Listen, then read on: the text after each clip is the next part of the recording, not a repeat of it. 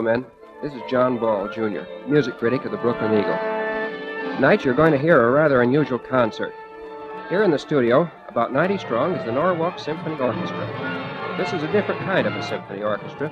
In the first place, Norwalk is a pretty small town, about 40,000, and they've got this huge orchestra, and it's amateur.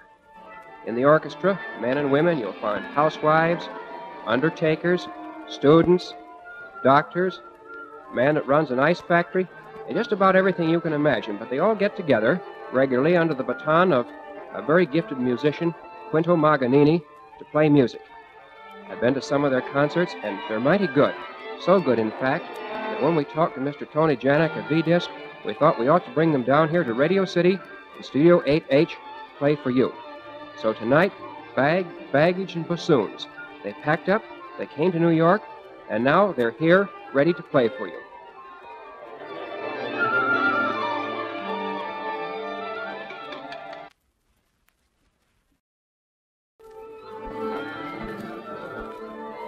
Hello, men. This is Quinto Maganini, the conductor of the Norwalk Symphony Orchestra, introducing Zamboanga, a bacchanal of the South Seas, on a V-disc for your entertainment.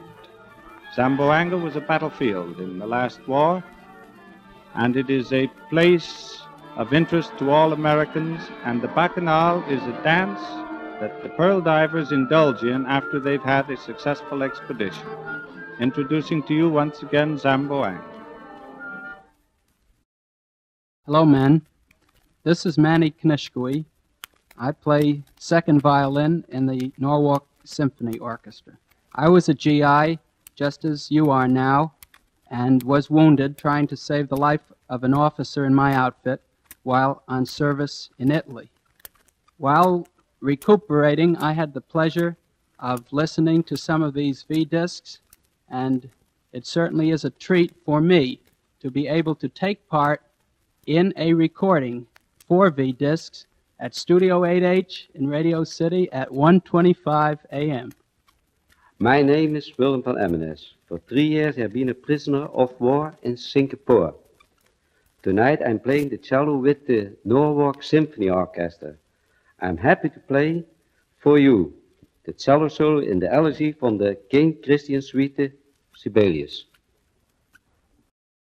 This is Marion Diller, the president of the Norwalk Symphony Society, and it has given us the greatest pleasure indeed to come down here from Norwalk to make discs on this 17th day of May, a red-letter day in the annals of the Norwalk Symphony. My name is Louis Simon, M.D. I am a surgeon practicing in Norwalk, Connecticut, and I'm concertmaster of the Norwalk Symphony Orchestra. My little boy, Johnny, aged 4, used to hum himself to sleep with a little tune, which you can hear in the violas, playing the accompaniment. Using this tune as a bass, I wrote a melody over it, which we are playing for you now. I hope this V-disc recording will give you a good deal of pleasure and may remind you of your own little boy back home. Hello, V-disc and vinyl community. My name is James Johnson. My YouTube name is V-disc Daddy.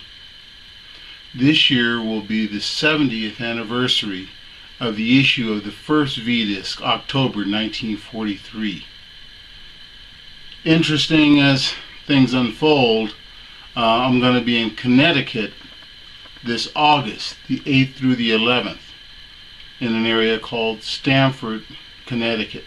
I'm out there for a dart tournament. Darts. Not dirt, darts.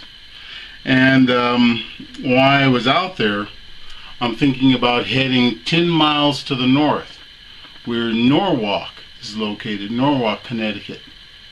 Two of the most fascinating V-disc records come to mind to me, number 777 and 776, which were the Norwalk Symphony Orchestra, which was a community orchestra which was formed during that time period and recorded 2 V-disc records. In May of 1947 is when the records were issued.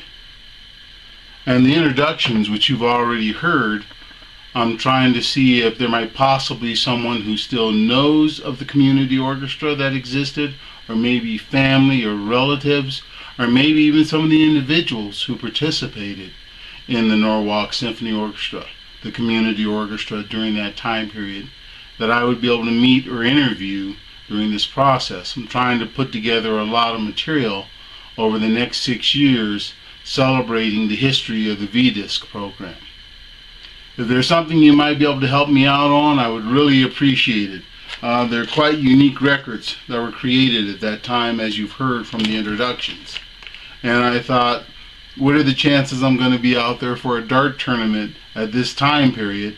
Maybe there's a chance I might be able to run into someone who either knows about the orchestra, about the community orchestra during the 1930s and 40s, or actually even a participant in the program that might be around and be willing to talk about it, or family members.